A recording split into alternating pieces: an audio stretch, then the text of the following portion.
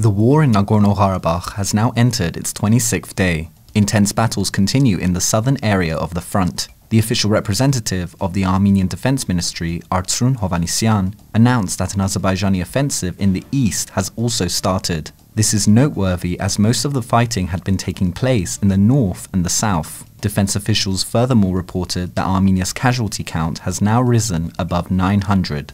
Russian President Vladimir Putin made a number of remarks about the Nagorno-Karabakh war. He stated that Russian sources believe that the number of casualties on both sides is about 2,000. Putin has also said that though Karabakh is part of Azerbaijan according to international law, one must not forget the anti-Armenian attacks that preceded the breaking away of Karabakh from Azerbaijan. He concluded by saying that no one is more interested in the settlement of the Karabakh conflict than Russia. Russian troops have been deployed to many areas in the border regions between Armenia and Artsakh, reportedly to send a message to Azerbaijan and Turkey that the territory of the Republic of Armenia is off limits. Russia's deputy foreign minister moreover demanded that all foreign mercenaries be withdrawn from all conflict zones in Nagorno-Karabakh. President of Nagorno-Karabakh, Artsakh, addressed a personal letter to the Russian leader in which he called on Russia to make every effort to end the war.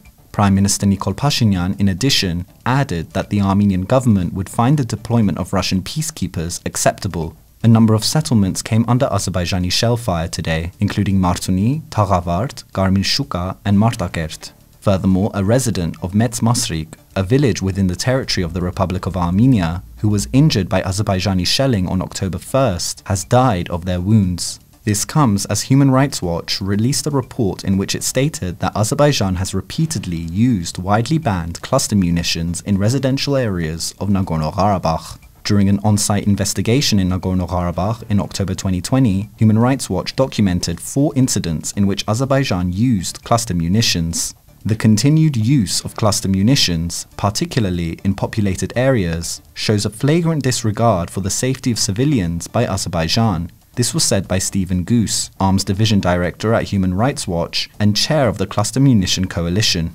President of Armenia, Armen Sargsyan, travelled to Paris to hold talks with French President Emmanuel Macron. They discussed the war in Nagorno-Karabakh. Macron also called on a ceasefire to be implemented immediately. President Sargsyan thanked President Macron, noting that Armenia highly appreciates the efforts and position of the OSCE Minsk Group co-chair, France, and President Macron personally in assisting in settling the conflict. The Armenian and Azerbaijani foreign ministers have also held separate talks with the US Secretary of State, Mike Pompeo, in Washington, D.C.